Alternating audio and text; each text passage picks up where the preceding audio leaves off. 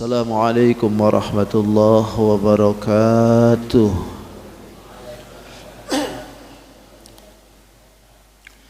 Bismillahirrahmanirrahim. Alhamdulillahi rabbil alamin. Alhamdulillahilladzi wa kafa wa salatu wassalamu ala asyrafil anbiya'i wal mustafa Sayyidina Muhammadin wa ala alihi wa ashabihi ahli sidqi wal wafa. Qala rabbi syrah li sadri wa yassir li amri wahlul 'uqdatam min lisani yafqahu qawli. Subhanaka la ilma lana illa ma 'allamtana innaka antal alimul hakim. Qad qala Allah Ta'ala fi kitabihil karim fi suratul Baqarah ayat akhir ini ya.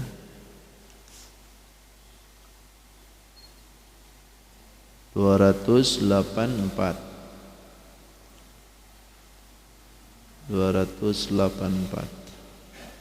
akhir. A'udzu billahi minasy syaithanir rajim. Bismillahirrahmanirrahim. Lillahi ma fis samawati wa ma fil ardh. Wa in tubdu ma fi anfusikum aw tukhfuhu yuhasibkum bihi Allah yaghfiru liman yasha'u wa yu'adzibu man yasha'u wallahu ala kulli syai'in qadir. Amanar rasulu bima unzila ilaihi min rabbihi wal mu'minun kullun amana billahi wa malaikatihi wa kutubihi wa rusulihi la nufarriqu baina ahadin min rusulihi wa qalu sami'na wa ata'na ghufranaka rabbana wa ilaikal masir. La yukallifullahu nafsan illa wus'aha laha ma kasabat wa 'alayha ma iktasabat. Rabbana la tu'akhidhna in nasina aw akhta'na. Rabbana wa la tahmil 'alayna isran kama hamaltahu 'alal ladzina min qablina. Rabbana wa la tuhammilna ma la taqata lana bih wa'fu 'anna waghfir lana warhamna anta maulana fansurna 'alal qaumil kafirin. Shadaqallahul azim wa sadaqa rasuluhun nabiyul karim wa nahnu ala dhalika minasy syahidin asy-syakirin walhamdulillahi rabbil alamin. Hadratul mukarramin wal mukarramat, jamaah Bapak Ibu, para sepuh, wabil khusus para pengurus Masjid Al-Alaq sejajaran yang sama-sama ulun hormati dan insyaallah semuanya dimuliakan oleh Allah Subhanahu wa taala. Alhamdulillah. Kita bersyukur kembali Allah Subhanahu wa taala berikan kita kesempatan. Allah berikan luang waktu untuk kita menjalankan ibadah istiqomah guna melaksanakan salat subuh dengan berjamaah. Semoga apa yang diawali oleh kita berjamaah, duduk majlis ta'lim, tempat yang barokah, mudahan Allah berikan kita hajat-hajat kita dikabul oleh Allah Subhanahu wa taala. Allah ampuni kesalahan kita, Allah maafkan dosa kita, dan Allah turunkan rahmatnya untuk kita. dan mudahan kita semua diberikan husnul khatimah, diberikan akhir yang baik, akhir hayat yang baik, dan mudahan di semuanya diberikan oleh Allah kemuliaan dunia, terlebih kemuliaan akhirat. Amin ya rabbal alamin. Yang kedua, salawat dan salam tidak hentinya semoga diberwahkan kepada junjungan kita Sayyidul Mustafa wal Murtada, Nabi besar Muhammadin sallallahu alaihi wasallam. Tidak lupa pada keluarganya, para sahabat, para tabi'in, para tabi'ut tabi'in, terlebih sampai kepada kita tentunya, yang mudahan kita pun khususnya yang berkumpul kita di tempat ini nanti di yaumil qiyamah semua diaku sebagai umatnya. Amin ya rabbal alamin. Bapak Ibu yang dirahmati Allah, kita sudah di fase-fase akhir dari suratul Baqarah nih ya. Kemarin kita sudah disinggung sedikit dari mulai di 284 ya. Lillahi ma fis samawati wa ma fil ardh. Wallahu alam bi haqiqatil murad. Lillahi, milik Allah, ma fis samawati wa ma fil ardh. Apa yang ada di langit, apa yang ada di bumi, semuaan milik Allah. Jadi ini menunjukkan bahwasanya kepemilikan itu kembali ke hadirat Sang Khalik ya. Kalau bahasa kita itu sebenarnya kembali ke bumi pertiwi, ke pangkuan pertiwi. Semua yang di langit, semua yang di bumi, bahkan disebutnya ma fis samawati wa ma fil ardh. Pakai kalimat ma itu apa-apa. Pokoknya apa yang jadi, apa yang ada, apa yang hidup, apa yang kelihatan, yang enggak kelihatan, itu semuaan milik kami, kata Allah. Jadi milik kita ini yang mana? Enggak ada milik kita nih. Makanya kita ini manusia. Kalau bahasa Sunda tuh bilang manusia itu singkatan dari mananusia. Mananusia itu mana yang punyamu. Kalau semuaan kita ternyata milik Allah juga, balik ke Allah buktinya kan. Itu mobilku, iya. Ini rumahku, iya. Itu semasa hidup. Kalau sudah mati lain sudah. Jangankan sudah puluhan tahun, baru 2 hari minta diganti nama. Ini balik nama nih, mau dijual. Wa in tubdu ma fi anfusikum. Ini sedikit kilasan aja. Kemarin sudah nih. Wa in tubdu ma fi anfusikum. Jika engkau menyatakan atau mendhahirkan apa-apa yang ada di dalam hati kalian, baik perencanaan yang busuk, perencanaan yang baik, perencanaan yang tidak. Apa yang didahirkan dalam hati, au tukhfuhu, atau yang disembunyikan itu perkaranya, yuhasibukum bihillah, maka pasti Allah hisab tuh. Allah hitung semuaan, kata Allah. Wa yaghfiru liman yasha, Allah ampuni bagi siapa yang dikehendaki. Wa yu'adzibu man yasha, dan Allah siksa bagi siapa yang dikehendaki. Ayat ini dimahmulkan kepada muslim yang asi ya. Jadi fa yaghfiru liman yasha wa yu'adzibu man yasha itu ditujukan kepada mukmin yang mati dalam keadaan banyak durhaka. Tapi kalau orangnya yang kafir, enggak lagi bahasanya fa yaghfiru liman yasha. Yang ada yu'adzibu aja dah. Enggak ada liman yasha lagi sudah. Kalau orang yang mati kafir betulan kafir, ya udah siksa aja. Enggak ada istilah lagi Allah berkehendak mau ngampuni atau mau menyiksa, itu bagi mukmin. Bagi mukmin yang keadaan matinya dalam keadaan bergelimbangan maksiat, nah kalau Allah mau, Allah ampuni. Kalau Allah enggak mau, ya udah siksa dulu gitu kan, setrika dulu. Karena baju ini kotor, nggak mungkin masuk lemari nih, harus dicuci dulu kan. Itu kan logika kitanya itu kan begitu. Kalau baju kotor ya nggak usah masuk dulu lemari. Yang ada ya direndam dulu pakai deterjen. Kalau nggak mampu dipakai deterjen, pakai lagi tuh.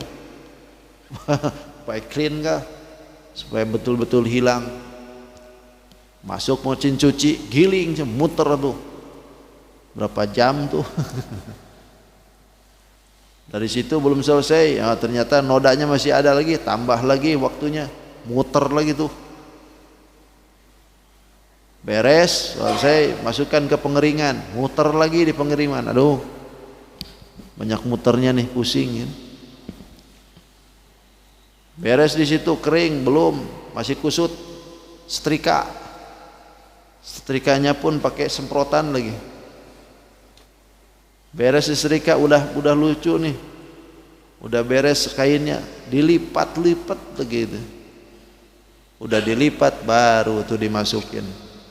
Itu perumpamaan baju yang kotor. Begitu juga dari diri yang kotor, diri yang banyak maksiat, diri yang banyak noda. Kalau balik ke Allah itu noda belum juga hilang, maka mau tidak mau masuk mesin cuci. Naudzubillah min dzalik. Naudzubillah min dzalik. Inilah yang dimaksudkan. Wa yaghfiru liman yasha, jika Allah mau berkehendak mengampuni, ya udah diampuni. Tapi kalau enggak berkehendak, wa yu'adzibu man yasha. Allah siksa bagi siapa yang dikehendaki. Itu bagi mukmin. Kalau bukan mukmin, siksa aja.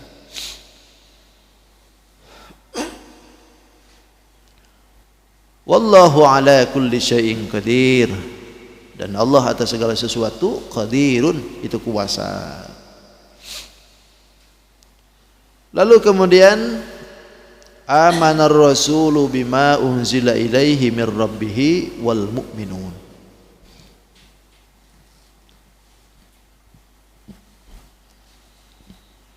Ketika ayat ini diturunkan oleh Allah Subhanahu wa taala, amanar rasul, ke baginda Nabi.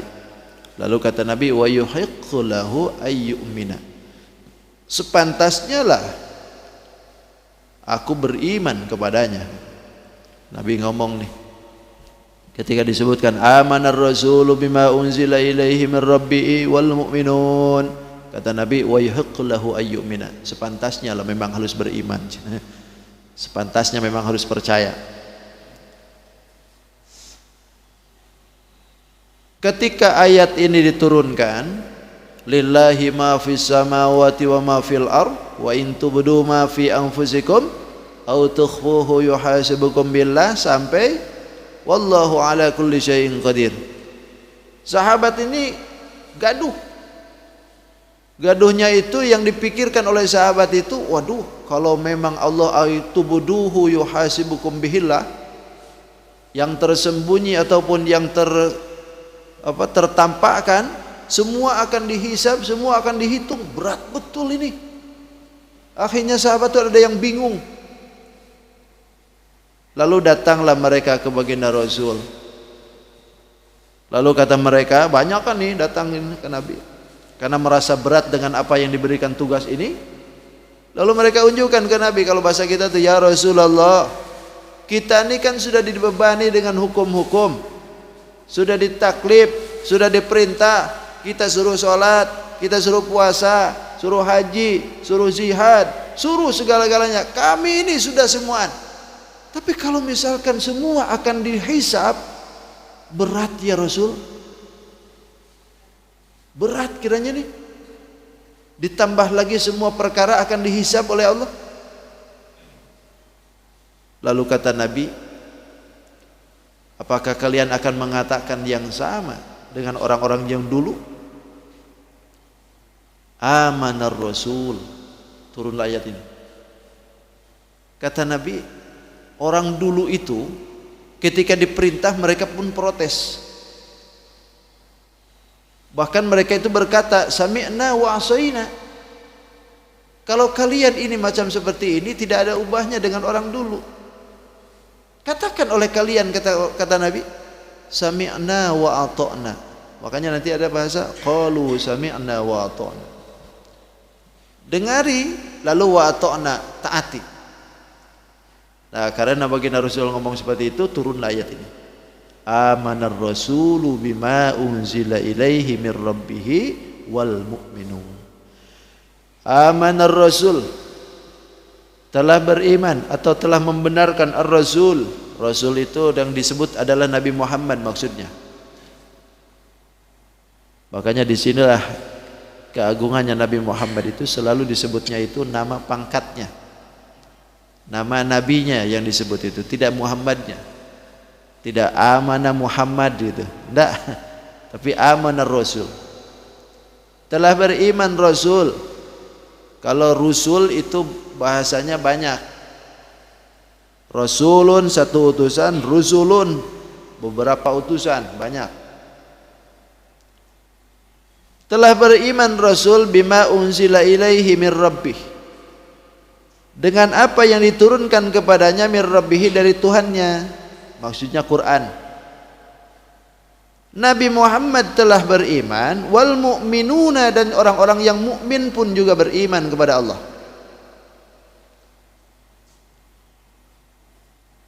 Ini disebutkan dan Rasul dengan mukmin, seolah-olah istarok gitu.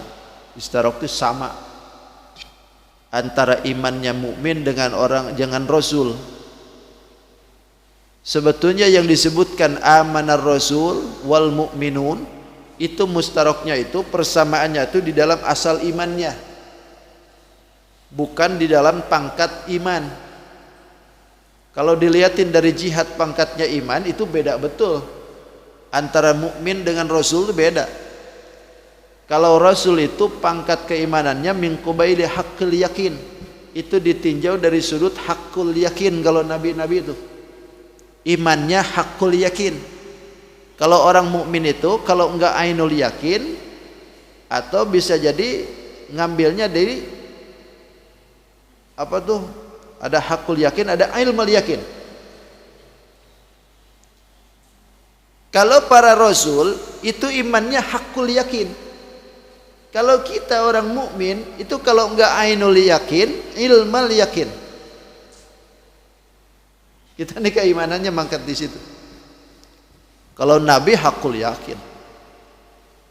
Makanya yang disebutkan dengan amanar Rasul wal mu'minun itu mustarok dalam asal keimanan, bukan berarti sama percis antara iman kita dengan Nabi. Oh, jauh betul kita nih. Iman para nabi itu jauh betul dengan kita. Kalau kita nih kadang-kadang ada sesuatu itu kadang-kadang masih butuh makhluk. Kalau Rasul Nabi itu enggak butuh lagi sudah pertolongan tuh. Nabi Ibrahim alaihissalam mau diceburin oleh Raja Namrud ke api, sudah jelas-jelas nih butuh pertolongan Nabi Ibrahim tuh. Datang Jibril, Ibrahim, coba bolehkah aku tolong kau? Enggak. Kamu butuh pertolongan enggak? Enggak. Coba kayak sombong kan? Padahal sudah jelas-jelas sudah di mata ini ibaratnya mata panah nih, sudah mau dicemplungin ke sana. Begitu ditawarin oleh Jibril, butuh pertolongan enggak? Enggak. Kalau seandainya engkau ucapkan aku tolong, aku habiskan semua ini. Enggak, kata Ibrahim. Begitu dilempar oleh Raja Namrud, di tengah-tengah pun ditanya lagi, Ibrahim, butuh enggak pertolongan? Enggak, kata Ibrahim. Apa yang diinginkan oleh Nabi Ibrahim? Maksudnya itu bukan tidak butuh pertolongan, tapi tidak butuh makhluk. Aku nih pengen Allah aja yang menolong gitu. Makanya karena Ibrahim ini tahu apa yang diinginkan oleh Ibrahim alaihissalam bukan dari Jibril, bukan dari siapa-siapa, tapi pengen Allah sendiri yang turun tangan. Makanya kata Allah begitu sudah dekat, ya narukuni bardan wasalaman ala Ibrahim. Hei nar, hei api, bardan wasalaman, dinginlah engkau, wasalaman, dan selamatkanlah Ibrahim. Allah sendiri yang ngomong, cut, langsung begitu masuk ke dalamnya bukan kepanasan, malah kedinginan Nabi Ibrahim. Apa gitulah cara. Itu hakul yakin tuh begitu. Kalau kita lagi di borgol mau dilemparin ke api, datang RT, butuh kan? Oh, butuh banget.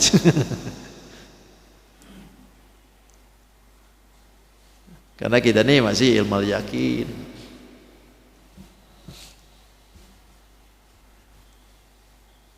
Nah, ayat yang dua ini, yang terakhir ini nih, amanar Rasul, sampai akhir ke sana tuh, sampai Fansurna 'alal qaumil kafirin, 2 ayat. Ini sebetulnya banyak faidah, banyak keutamaan yang diberikan oleh Allah ketika kita mau baca lazim baca surat ini, baca ayat ini. Bahkan bersumber dari Abi Mas'ud Al-Ansari bahwasanya baginda Rasul Nabi Muhammad SAW mengatakan dalam sebuah hadisnya, ini dimuat dalam Imam Bukhari juga dalam Imam Muslim ada, bahwasanya kata beliau, man qara'a hatainil ayataini akhir suratil Baqarah kafatahu, siapa orang yang mau membaca 2 ayat dari ayat yang akhir dari suratul Baqarah, kafatahu, maka 2 ayat itu mencukupi bagi dirinya. Artinya 2 ayat itu mencukupi itu apa? Yang dimaksudkan itu an qiyabil lail, mencukupi dari ibadah malam. Jadi kalau bapak itu tidak sanggup untuk tahajud, tidak bangun malam, sholat isya, baca ayat ini. Maka ketika kita baca ayat ini, begitu subuh kita bangun, maka kita seolah-olah semalaman itu sholat malam dicatatnya. Apa enggak untung tuh? Iya kan, untung kan? Kelihatan kan malam tadi enggak bangun kan?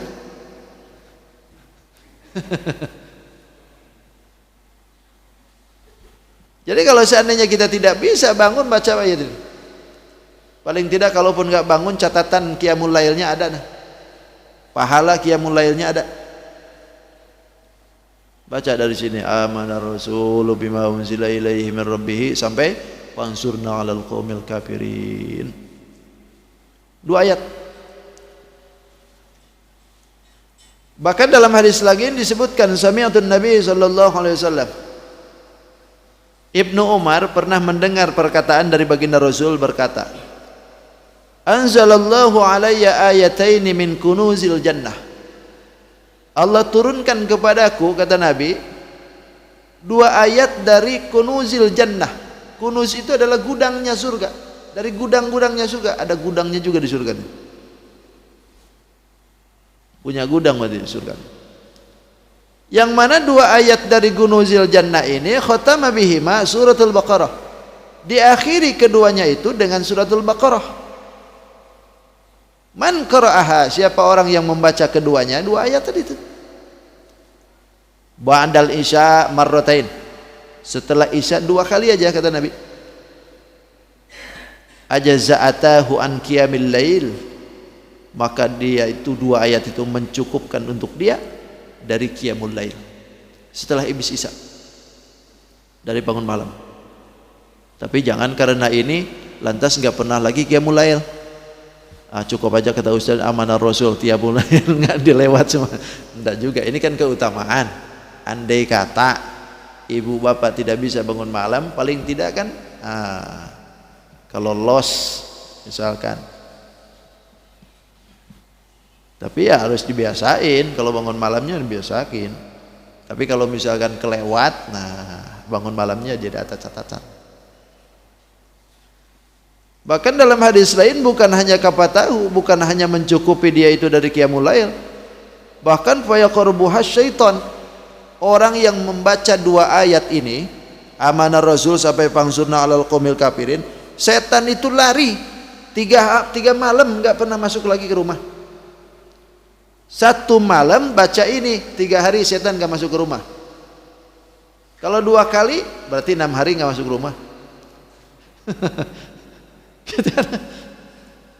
1 hari ini masuk nih, dibacain surat ini, 3 hari lagi kemudian ya setan baru datang tuh. Besoknya kita baca lagi, berarti kan dia nggak mau hadir lagi tuh 6 hari itu. Bayangkan kalau tiap hari kita baca, apa masuk tuh setan?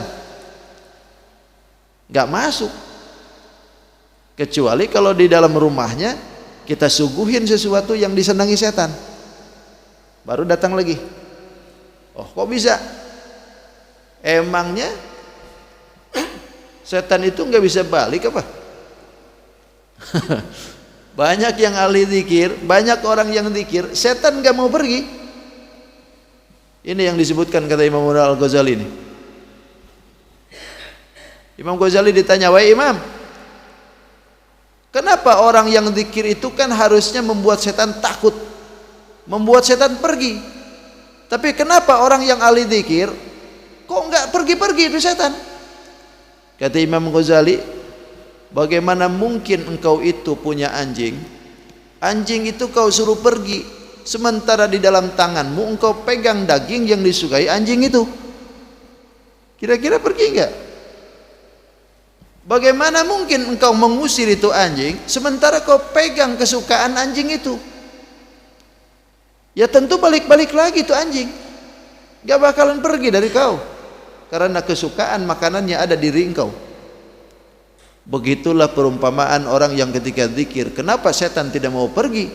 Sebab sifat-sifat setannya masih ada dalam hati kita. Zikirnya iya, la ilaha illallahnya iya, tapi kenapa setan gak mau pergi? Sebab sifat riya, sifat sum'ah, sifat sombong, hasud, iri, dengki ada, masih mencokol di kita. Itu kan sifat setan. Balik lagi setan tuh. Itulah yang dimaksudkan. Jadi ketika orang zikir itu seharusnya membuat orang itu hilang semua itu. Ahli zikir nggak usah lagi orang ahli zikir itu hasud-hasudan, iri-irian. Ahli zikir nggak mungkin lagi ada sombong-sombongan. Karena bagi ahli zikir nggak ada gunanya lagi sombong-sombongan. Ahli zikir nggak mungkin dia bangga dengan peribadahannya. Makanya ahli makrifat itu tidak mengandalkan hukum syariat, hakikatnya aja hidup tuh. Tapi kalau masih bangga dengan hukum syariat, berarti belum nyampe, masih muter-muter di situ aja. Begitulah ya. Jadi buang baik-baik. Makanya kan saya sudah katakan, orang yang hajian itu ketika habis dari Arafah berangkat ke Muzdalifah, dari Muzdalifah ngambil batu pergi ke Mina, habis dari Mina melontar. Di Mina itu ngapain aja? Di Mina itu kan ngapain aja? Berdiam tuh, mabit di Mina. Mabitnya mau ngapain? Apa yang dilakukan oleh kita? Mikirin dosa di situ tuh, mikirin kesalahan, mikirin apa yang pernah dilakukan oleh kita, dipikir oleh kita. Istighfar itu. Kalaulah sudah terpikir, istighfar banyak-banyak di situ, nangis-nangis kita nih, keluarkan semuaan yang unek-unek hati itu, sifat sum'ah, sombong dan sebagainya itu. Besoknya tuh melontar tuh, lemparin tuh semuaan. 1 kali 1 tugu 7, kali 3 21, kali 3 hari 70 tuh batunya tuh. Apa yang harus menjadikan filosof dari 70 batu itu? Sebetulnya itu adalah penggambaran pembuangan sifat-sifat yang ada di dalam hati itu. 70 mungkin kita nih, ada bahkan bisa lebih kejelekan yang 70 dalam hati kita. Lempar oleh kita, bismillahi Allahu akbar, sombongku ya Allah, lempar. Bismillahi Allahu akbar, iri dengki ya Allah, lempar. Jadi itu pelemparan sesuatu yang busuk-busuk dalam hati kita.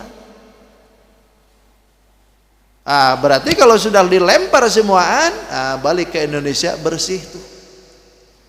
Balik ke tanah air bersih, nggak ada lagi sifat-sifat macam begitu. Makanya kalau haji itu pulang ke Indonesia nggak dipanggil haji masih marah, berarti apa yang dilempar kau?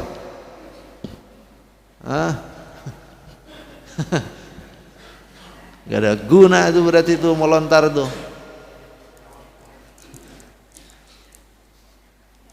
Dipanggil haji masih marah. Kenapa kau tidak panggil hajiku? Aku sudah haji. Hajian tuh mahal tahu. Jangan marah, biasa aja gitu. Lalu kemudian disebutkan di dalam ayat ini, amanar rasul wal mu'minun, telah beriman Rasul dengan apa yang diturunkan dan juga orang mukmin. Ini kan dipungkasi dengan 2 ayat ini supaya menunjukkan bahwa di dalam suratul Baqarah itu kan di dalamnya mencakup penjelasan tentang hukum sholat, hukum zakat, hukum puasa, hukum haji. Kita ini sudah berapa nih yang kita bahas dari suratul Baqarah ini nih? Hukum talak, sumpah ila, hukum haid, hukum jihad, terus hukum yang kisah-kisah para nabi dan hukum-hukum yang lain, kan gitu nih. Sudah kita bahas semua itu dalam suratul Baqarah itu. Nah ini lalu menyebutlah nabi dengan orang mukmin. Kenapa ayadzkuru tasdiqun nabi wal mu'min bi jami'i dzalik? Itu untuk membetulkan bahwa rasul dengan orang mukmin semuanya telah beriman kepada hukum semuanya itu. Jadi kita dengan para rasul itu, dengan baginda Rasul Nabi Muhammad sallallahu alaihi wasallam telah membenarkan dengan apa yang sudah dibahas itu. Jadi kalaulah kita ini mengaku sebagai mukmin, maka semua itu hukum harus betul-betul kita imani. Harus betul-betul kita akui gitu. Kalaulah kita ini merasa iman. Karena orang beriman ini disebut oleh Allah dalam kategori ayat yang terakhir. Itu menunjukkan bahwa Rasul dengan orang mukmin itu mengakui seluruh hukum itu. Isyarahnya seperti itu. Jadi kita ini mengakui seluruhnya. Makanya unzila ilaihi mir rabbih, yang diturunkan kepadanya mir rabbih dari Tuhannya, Al-Qur'an kan? Alhamdulillah kita disebut sebagai orang yang mukmin. Alhamdulillah. Kullun amana billah, semuanya kata Allah, amana billah, telah beriman kepada Allah, wa malaikatihi, dan malaikatnya Allah, wa kutubihi, dan kitab-kitabnya Allah, wa rusulih, dan rasul-rasulnya Allah. La nufarriqu, mereka tidak mengatakan la nufarriqu baina ahadim mir rusulih, kami tidak membeda-bedakan satu sama lain dengan rasul-rasul yang lain. Kita ini beriman kepada Allah, beriman kepada malaikat, beriman kepada kitab, dan beriman kepada rasul-rasul. Kita tidak beda-bedakan para rasul itu. Sama saja kita ini akui bahwa semua rasul itu adalah utusan Allah. Kita tidak beda-bedakan. Beda halnya kalau Bani Israel, beda halnya kalau orang Nasara. Mereka itu membeda-bedakan, ini nabi saya, Nabi Musa, yang lain selain Nabi Musa mereka benci. Nasara juga begitu, mereka akui Nabi Isa tapi membenci Nabi Musa, bahkan membenci Nabi Muhammad gitu. Tapi kalau kita sebagai umat Nabi Muhammad, bahkan sendirinya Nabi Muhammad pun tidak membenci nabi-nabi yang lain. Semua kita akui bahwa mereka pun bagian dari utusan Allah Subhanahu wa taala. Itu dibedain dalam Al-Qur'an ada. Itu Allah sendiri yang membedakan pangkatnya, keutamaan-keutamaannya yang dibedain. Adapun kedudukan para nabinya kita tidak membedakan. Nabi Musa dengan Nabi Isa kita akui semua itu nabi. Tidak dibeda-bedakan oleh kita.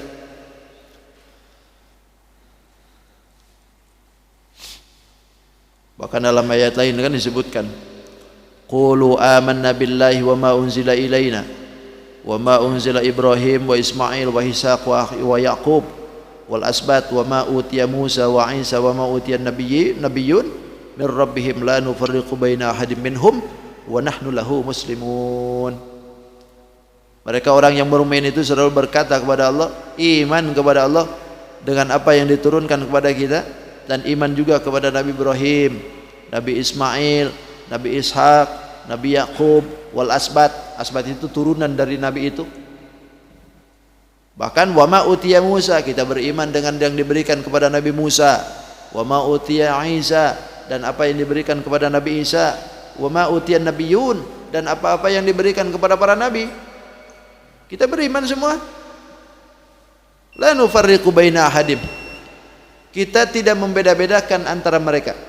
Wa nahnu lahu muslimun, dan kita semua itu beriman, jadi muslim semua. Itulah pentingnya kita beriman dengan apa yang diturunkan oleh Allah. Nah, ini rukun iman kan ini. Iman kepada Allah, amanah billah, wa malaikatihi, iman kepada malaikat Allah, wa kutubihi, iman kepada kitab-kitabnya Allah, wa rusulihi, dan iman kepada rasulnya Allah. Tinggal tambahin lagi wa bil qadari khairihi wa syarrihi gitu. Tinggal iman lagi, satu lagi, iman kepada qada dan qadar, dan juga iman kepada yang kali akhir. Itu aja kita nih.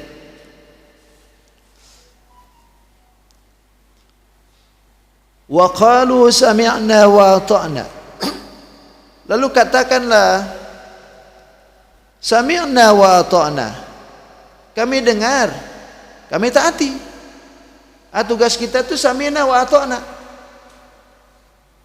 Ketika diturunkan oleh Allah ayat, tugas kita sami'na, dengeri, wa ata'na, lalu taati. Sami'na wa ata'na itu dalam pengertian adalah sami'un qabul, dengar, terima gitu. Jangan ada kata kayak Bani Israel. Kalau Bani Israel kan sami'na wa asoina, kami dengar tapi kami durhakai. Itu Bani Israel dulu. Tapi kalau kita umat Nabi Muhammad, sami'na wa ata'na, kami dengar, kami taati. Harus siap tuh. Allahu Akbar, Allahu Akbar. Oh, dengar tuh. Lalu ata'na, turut. Hayya 'alas shalah, ayo kita salat, sami'na wa ata'na. Aku dengar, aku taati. Jangan sami'na wa asaina. Hayya 'alas shalah, iya kedengaran, tapi langsung lagi tarik selimut, tidur lagi.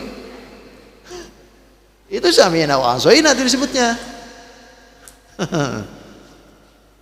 Atau ketika lagi asik main begitu ada adzan, sami'na wa asaina. Dengarnya adzannya, barusan aja adzan lagi nih, adzan lagi. Ya nggak bakalan beres adzan tuh. Memang nyambung seduniaan adzan tuh. Kalau kita telisik waktu itu seduniaan tuh, adzan tuh nggak bakalan berhenti. Tiap jam itu semua adzan itu. 24 jam itu. Kita di sini jam segini subuh. Lah kalau di Arab sana duhur. Mungkin jam 4 tadi itu di mana tuh subuhnya? Atau mungkin tengah malamnya di mana subuhnya? Tapi yang jelas setiap jam itu ada adzan sebetulnya. Kalau diteliti seluruh dunia itu nyambung semuaan.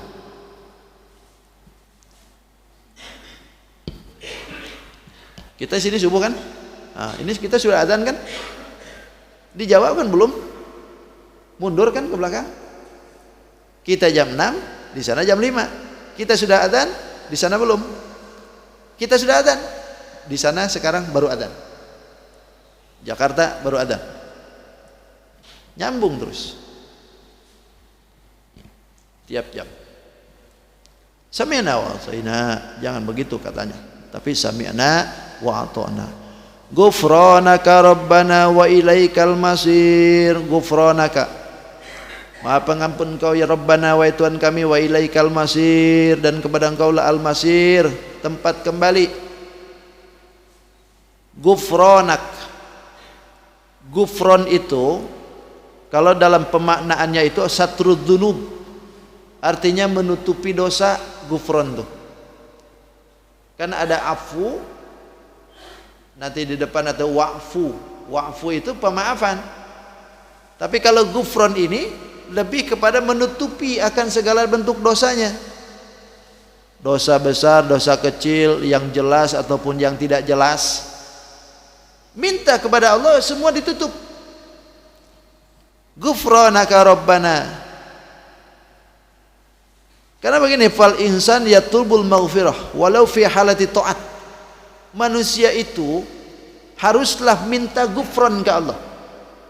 Minta ditutupi segala dosanya kepada Allah, walaupun di dalam tingkah laku taat, walaupun dalam ketaatan. Sebab kadang-kadang kita ini, jangankan di luar taat, di dalam taat pun kadang-kadang ada saja yang datang baru-baru. Ketika lagi taat tiba-tiba timbul ujub. Aduh, ini ibadah saya bagus nih. Ini ngaji saya bagus nih. Itu datangnya rasa ujub, maka itulah yang perlu ditutup oleh kita. Minta kepada Allah supaya ditutup rasa ujubnya itu. Atau barangkali ketika kita lagi ibadah, tiba-tiba ada rasa pengen dipuji. Itu kan bahaya tuh. Nah, itulah perlunya gufron itu. Perlunya minta kepada Allah agar ditutup dari segala bentuk kesalahan itu. Makanya pantas itu Rabi'atul Alawiyah, salah satu wali kenamaan perempuan, itu menyebutkan bahwa istaghfiru salatakum, istighfarilah oleh kalian salatmu itu. Lah kok salat diistighfari gitu? Kan kita salat itu pengabdian kepada Allah, kenapa harus diistighfari? Ternyata salat kita ini beda dengan salatnya wali. Salat kita beda dengan orang soleh, khusyuk kelihatannya orang, kelihatannya doang kita nih khusyuk tuh. Padahal hatinya kemana-mana, rokaat aja nggak inget rokaat berapa ini. Ya kan? Cirinya Bapak khusyuk. Tadi kita sholat khusyuk ya, khusyuk ya. Saya tanya, tadi imam baca surat apa rokaat pertama? Hah? Al-Buruj. Seorang aja yang jawab itu. Seorang aja. Lupa. Jadi kadang-kadang tuh imam baca surat apa ya tadi? Bahkan kadang-kadang kita nih saking gak husunya, imam salah pun rokaat nambah, ngikut juga gitu. Udah tahu imam nih salah nih, ngikut juga. Kenapa? Lupa juga Pak Ustaz jangan rakaatnya berapa. Berarti nggak husu di kita nih. Ah, itulah yang dimintai istighfar kita tuh. Makanya kenapa habis salat assalamualaikum, assalamualaikum, astaghfirullahaladzim, alladzi la ilaha illa huwal hayyul qayyum wa atubu ilaih, astaghfirullahaladzim. 3 kali kita nih. Kenapa? Karena perjalanan waktu semasa kita ibadah itu beda dengan wali kita nih. Kadang-kadang kita nih lagi sholat dicubit nyamuk aja kita nih mikirin nyamuk tuh. Dicubit nyamuk ini nyamuk. Tepuk lagi mikirin nyamuk gitu nih. Kalau orang khusyuk nggak bakalan lagi ingat tuh dengan nyamuk. Itu lagi sholat di depan mata ada tulisan kan dibaca terus tuh oleh kita tuh. Aduh, apalagi musim kampanye begini, coblos nomor 4 ya.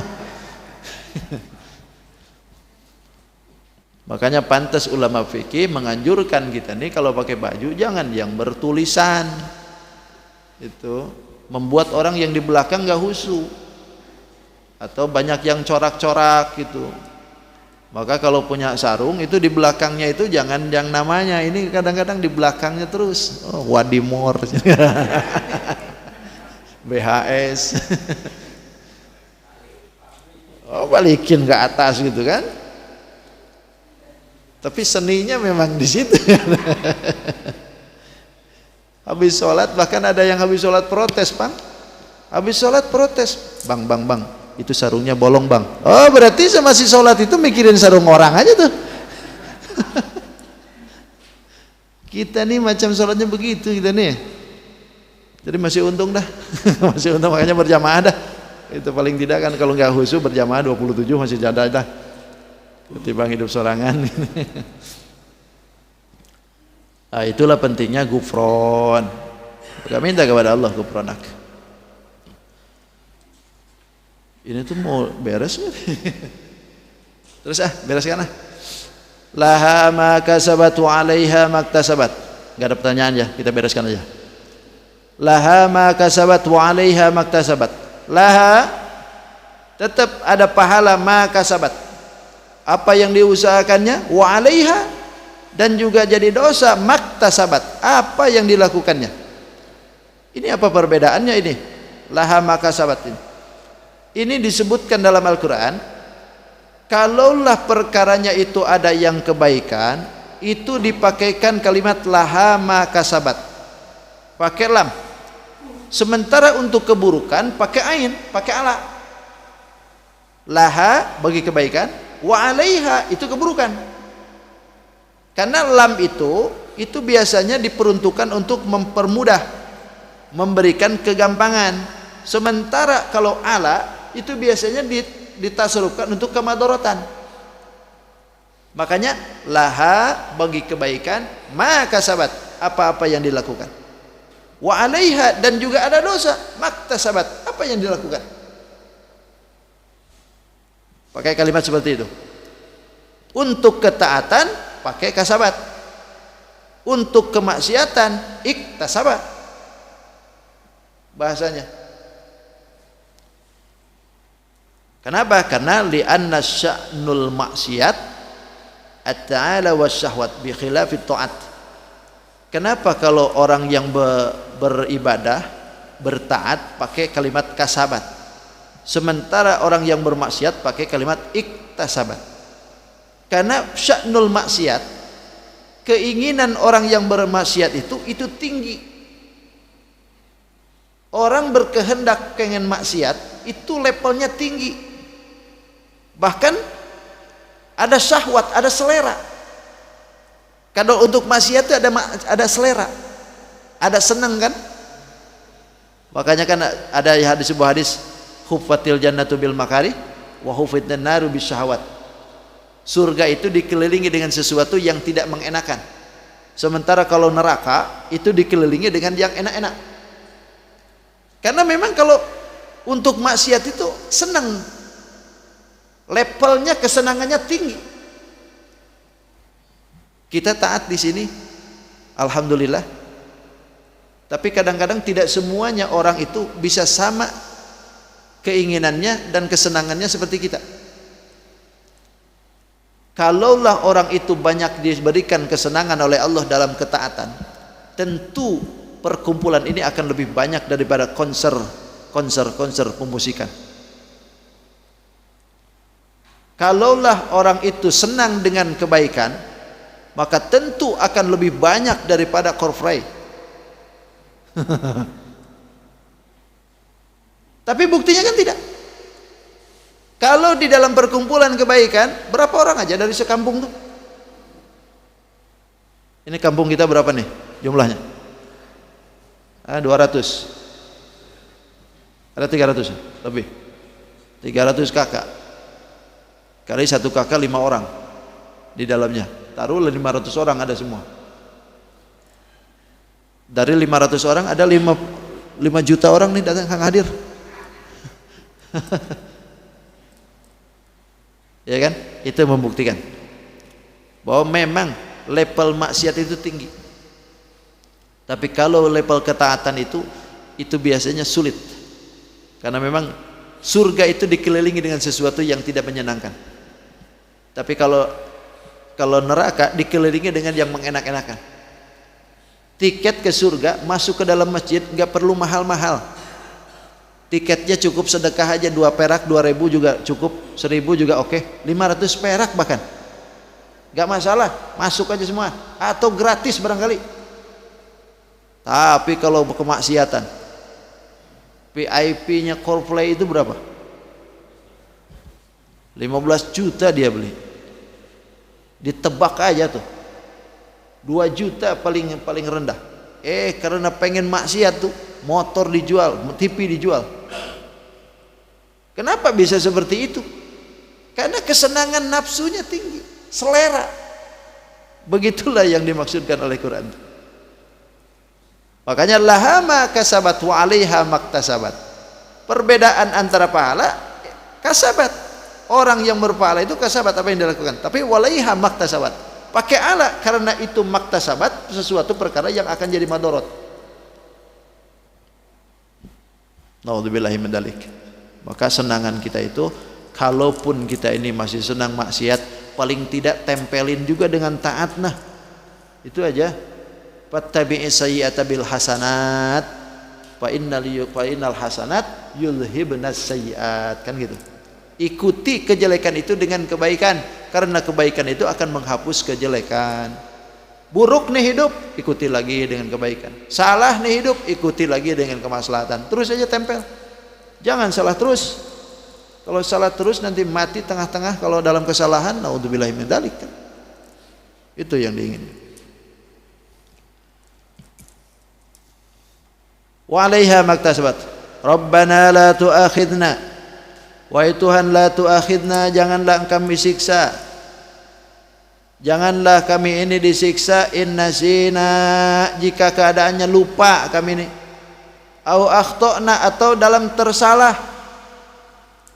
Kita minta kepada Allah itu jangan sampai kita lupa atau tersalah jadi siksa. Nah, untungnya kita nih, untungnya umat Nabi Muhammad ketika dua ini tidak jadi dosa nih. Ketika lupa, ketika salah tidak jadi dosa. Coba kalau andaikan umat yang dulu, umat dulu itu lupa aja disiksanya tuh, lupa disiksa, tersalah apalagi gitu. Inilah keuntungannya kita nih. Makanya kan di dalam hadis itu, innallaha wada'an ummatil khata'a wan nisyan wa mastakthar min. Kata Nabi, sesungguhnya dalam perkara umatku itu ada 3 hal yang memang dihapuskan oleh Allah Subhanahu wa taala, tidak dicatat jadi dosa. Pertama adalah ketika dia tersalah. Tersalah walaupun dia bunuh orang tapi salah. Nembak burung nih, dikira burung, enggak taunya burung orang. Ketembak mati, tersalah. Enggak jadi kisos kan kalau tersalah. Yang kedua ketika lupa lagi Ramadan, asiknya tuh macam-macam itu, lagi Ramadan nggak taunya makan aja, udah habis setengah rice cooker. Lalu kata ibunya, ini kan bulan puasa. Astagfirullahaladzim. Nggak apa-apa dah kata Allah, itu hidangan aja dari Allah. Coba kalau seandainya habiskan dulu baru kau tegur gitu, ini baru setengah sudah tegur, jadi muntahin mau tidak mau. Lalu yang ketiganya, wa mastakrih, orang yang dipaksa. Tidak jadi dosa umat Nabi Muhammad ketika dipaksa. Lo kalau nggak dimakan ini lagi Ramadan, gua tampar nih. Dipaksa disuruh makan lagi Ramadan, ya wis, makan aja dah. Batal puasanya? Enggak, dipaksa kok. Itulah umat Nabi Muhammad. Jangan kau siksa, kata Allah. Lah Rob, ini apa doa kita nih. Jangan kau paksa, jangan kau siksa, jangan disiksa dengan kesebabnya kita lupa atau kesalahan. Rabbana wala tahmil alaina isran. Rabbana asalnya ya Rabbana, tapi ya muhdhufnya ini, ya nidanya itu dibuang. Rabbana wa Tuhan, wala tahmil alaina isran, janganlah engkau bebankan kepada kami isron, beban yang berat. Kama hamaltahu 'alal ladzina min qablina, sebagaimana engkau bebankan kepada beban itu 'alal ladzina min qablina, terhadap orang-orang sebelum kami. Jangan dibebankan hukum, jangan dibebankan satu perkara yang kami tidak bisa untuk melaksanakan itu, bebannya berat. Sebagaimana umat yang dulu bebannya berat. Kita salah, tobat ke Allah. Cukup kita tinggalkan permasalahan yang salah, banyakin istighfar, hakul adaminya dibalikin, banyak salat tobat, selesai. Itu umat Nabi Muhammad. Tapi kalau Bani Israel dulu salah, nggak bisa dia bertobat macam istighfar begitu, tapi tobatnya harus bunuh diri. Bani Israel tobatnya bunuh diri. Sanggup kita kira-kira? Kalau begitu kita nggak bakalan sanggup kita. Makanya minta kepada Allah untuk tidak diberikan beban seperti itu. Kita zakat itu 2,5% kan? Kalaulah dia itu punya biji-bijian dari hasil panennya, kalau tidak pakai air 10%, tapi kalau pakai air 5%. Itu kita. Lah kalau umat dulu, pokoknya mau tidak mau harus rubul mal, 1/4-nya dibawa dari semua aset, pokoknya besar mereka. Kalau punya duit 100 juta, ambil 1/4-nya berapa? 25 juta. Lah kalau kita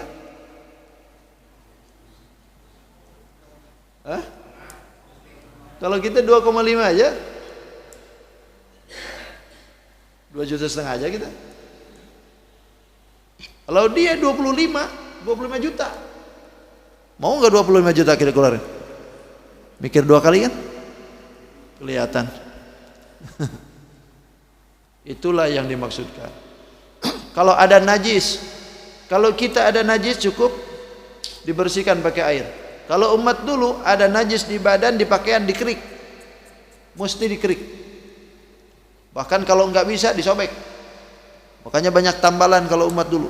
Lah kalau umat Nabi Muhammad digituin, baju baru nggak ada yang baru kayaknya, tambal aja terus. Rabbana wala tuhammilna ma la taqata lana bih. Wahai Tuhan, wala tuhammilna, janganlah engkau bebankan kami ma perkara-perkara hukum-hukum la taqata lana bih, yang kami tidak mampu untuk itu.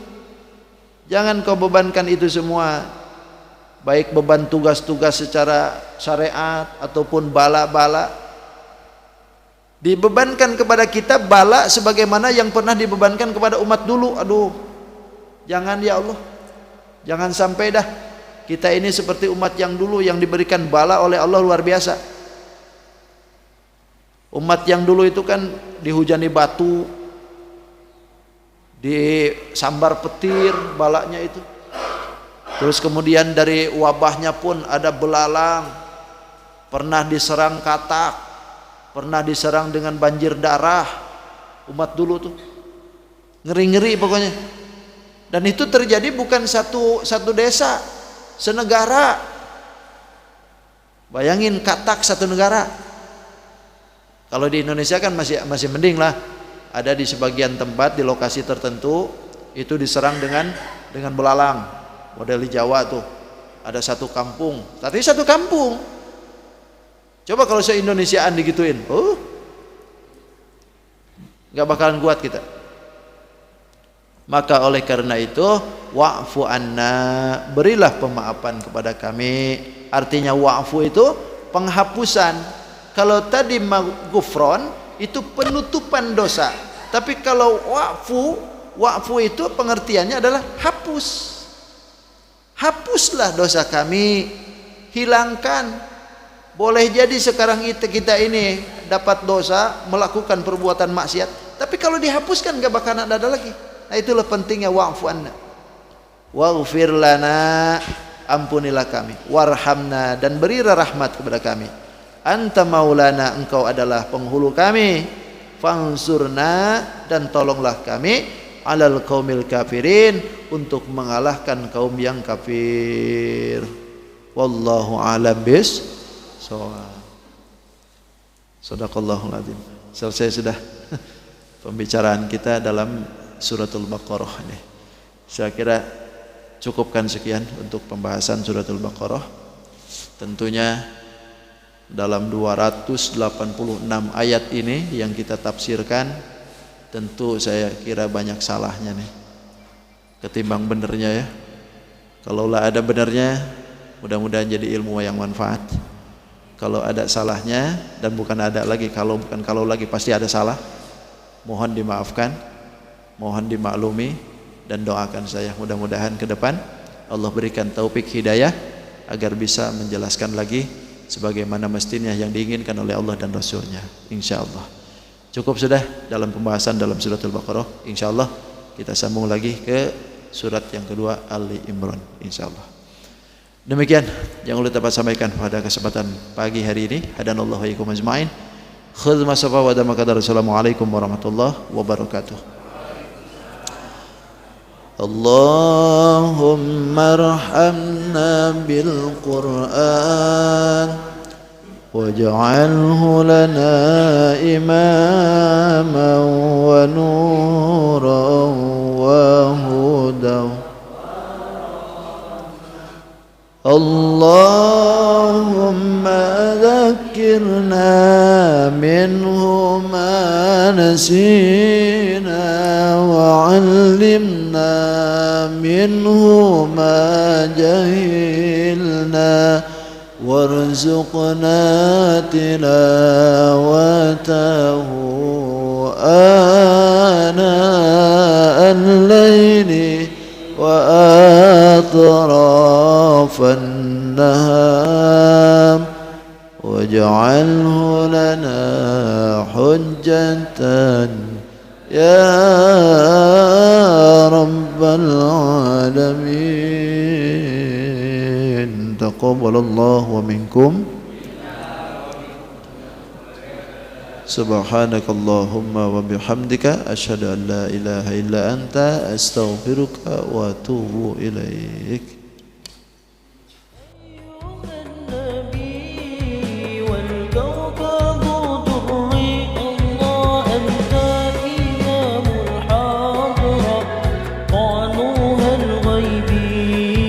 أنت إمام الحاضر سلطانها الغيبي، عبد حمل